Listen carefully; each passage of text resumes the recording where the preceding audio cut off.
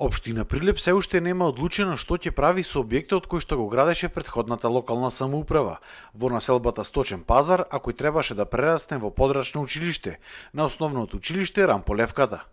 На прашањето кое Инфокомпас го постави до општина Прилеп, што ќе се случува понатаму со овој објект и дали населбата Сточен пазар конечно ќе добие училиште, од таму ни одговорија дека за тоа ќе одлучиле жителите на населбата. Каква ќе биде намената на недоизградениот објект во населбата Сточен пазар во Прилеп, ќе одлучат жителите на оваа населба. Наскоро, градоначалникот Илија Јовановски ќе оствари непосредна средба за да ги чуе повторно нивните барања и потреби. Во таа насока ќе продолжи и изградбата на овој објект, кој што во зависност од намената треба да исполнува и соодветни критериуми и стандарди. Дури потоа ќе биде позната финансиската конструкција, а во тие рамки и детално уредување на просторот во непосредната околина. Велат од општина Прилеп. Објектот инаку е скоро изграден, но за да профункционира како училиште, потребно е да се изгради пристапен пат до училиштето, хортикултурно да се уреди дворот, да се огради и уреди речното корито кое се наоѓа на само неколку метри од објектот и да се изгради пешачки мост кој што би ги спојувал населбите Сточен пазар и Жабино мало. Жителите од населбата Сточен пазар се поделени околу ставот дали локацијата на овој училиште е добра или не. Но сите велат дека овој објект треба да биде училиште, затоа што тоа било многу потребно. Сега учениците со автобуси се носеле до основните училишта Климент Охридски и Рамполевката. Абе добро, училиштето како училиште е во ред. Сето локацијата си е добра, само треба малку среди. Значи речното корито да се дотера, да се заграда, дворот во училиштето треба нормално да се направи, ама пред се мора реката да се среди. Значи речното корито ти тука сепак дечине ќе учат. Да бе, да.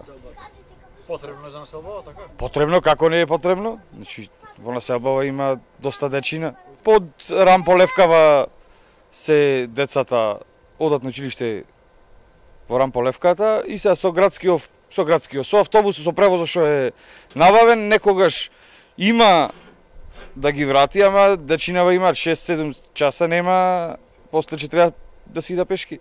Не може да не ни треба. Населбава е најбројна со дечина, така да до Рамполевката со превозов еднаш има, еднаш нема, зимски услови, летни.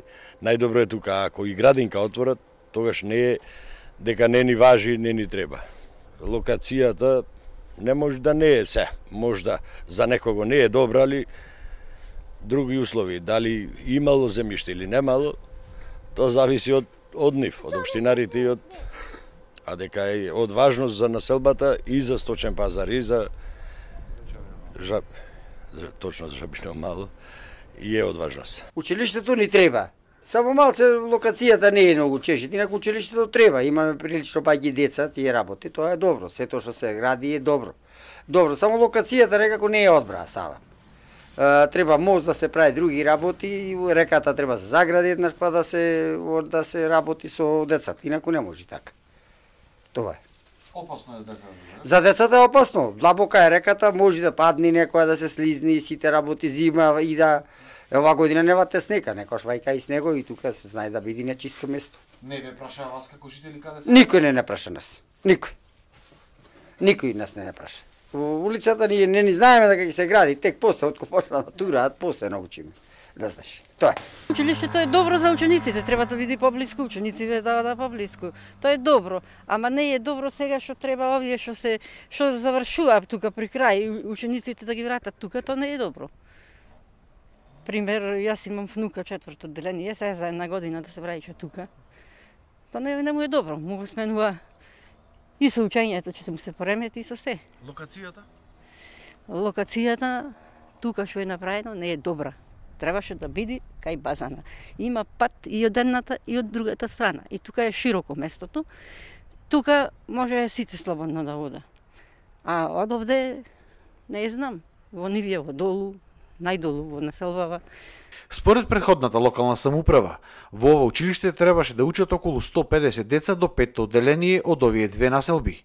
И целокупната инвестиција, заедно со уредувањето на дворното место, требаше да чини над 10 милиони денари.